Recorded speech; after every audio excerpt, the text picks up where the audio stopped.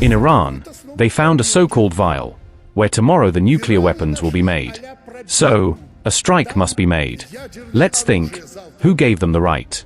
Who allowed it? Why should a country that possesses nuclear weapons bomb another country, even if this country strives for nuclear weapons to protect itself?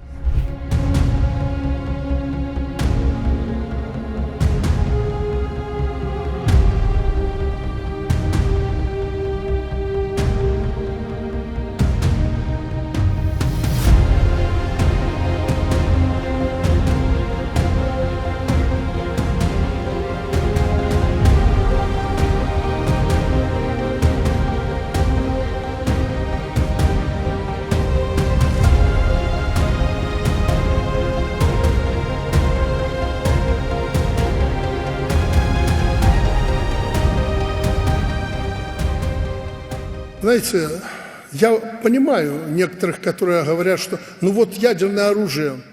You know, I understand some people who say that since nuclear weapons have been placed in Belarus, we're putting ourselves under threat. That's where the idea came from. Can you name a case in history, or even now, where someone dreams of attacking a country that possesses nuclear weapons? And it's not for fun or to amuse you. I don't want anyone to attack you and my country. I, as President and the Commander-in-Chief, am responsible for this. I don't want someone to attack us like in the past. I told the US representatives directly and literally to their faces. Nuclear weapons are where they should be, existing quietly, peacefully, protected, as they should be in the world. But God forbid you step onto our land without our consent.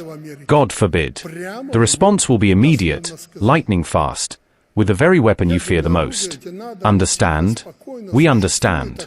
In Volgograd, we agreed with our elder brother, Russian President Vladimir Vladimirovich Putin, that the first Oreshnik positions will be in Belarus. You've seen the work of Oreshnik. These are the same missiles, the same strikes, but without a nuclear component, without radioactive contamination of the land and air. By the end of the year, this weapon will be placed in Belarus. 80 years after our victory, the Yalta peace has been replaced by a Brussels-Washington adventure. Hotbeds of tension are being ignited directly from the offices of Western officials. They play with people's lives like characters in a computer game or a Hollywood movie. Why? I want you to understand. I'm speaking to you as a person in a position like theirs in the West. If you failed here, if you've created something nonsensical, just look at what's happening in France, the UK, and Germany. It's not because I'm stirring things up. Their governments were changing every year or two. That says a lot. It means they've created chaos and don't want to just sweep their crimes under the rug, but they want to strike the peaceful population, as it happened in defenseless Gaza or while attacking Iran. Just think, over some vial. In Iran, they found a so-called vial, where tomorrow the nuclear weapons will be made. So, a strike must be made. Let's think, who gave them the right? Who allowed it? Why should a country that possesses nuclear weapons bomb another country, even if this country strives for nuclear weapons to protect itself? What right do they have to bomb it? You understand, they would never bomb it if powerful forces weren't backing them. And you know who stands behind them. The muddled, incoherent appeals of this president are a joke. By the way, I openly told the Americans this. No one wants to remember how the campaign to the East, as it's now fashionable to say, ended for Hitler's European Union. That's why Poland and the Baltic states allow them to turn them into another military testing ground, after Ukraine. The West does not have any interest in our closest neighbors in any other way. Does Germany, creating an army, want to fight on its own soil? It does not. You see a proxy war in Ukraine. That's exactly how they want to fight against us, including against Ukraine, Slavic peoples, as we're always a thorn in their side. They want to fight on foreign soil. In this case, in Lithuania, Latvia, Estonia, and Poland. So these countries are not interesting or important for the West in any other way. If they want to disappear from the world map again, it will be their choice. Yes, Trump harbors a grudge against Europe. They backed Biden, stood by him, but Trump won. Yes, he harbors a grudge. He's a person who couldn't come to terms with this grudge, though any politician should have left the past in the past and started building the present. So, they're still together, but they're playing different roles in this play, so don't relax and think that too much has changed. Iran showed this.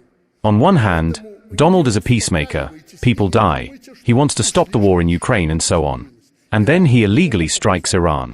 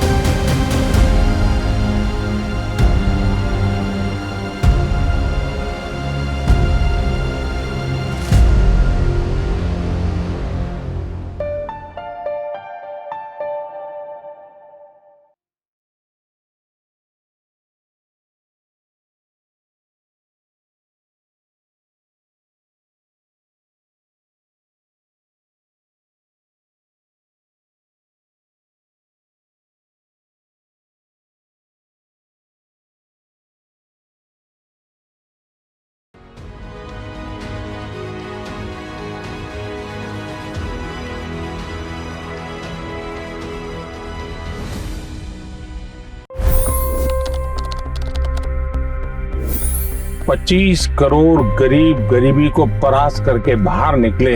For the good of our nation, let's work together and let's truly make America great again. The fastest news breaks. Requested PM saying that look, you will have to speak to Putin and to Zelensky. The biggest news makers. The relationship with India is probably the most important bilateral relationship the US will have for the rest of this century. The capital delivered quite an election result today. Expert analysis. The million-dollar question today is how to stop this dance of death. Ground reports. I'm standing at the crossroad of the Kumbh Mela. Behind me are more than 100 entry ghats. Long-form interviews. Exclusionary politics is reflected in Manipur case as well. You don't bother because this is a small state. Deep dive into burning issues. It's often said DRC could be the richest country in the whole world. It's because of what sits underneath. Why exactly did the US topple the Sheikh Hasina government? HT videos. We don't just break news, we break it down.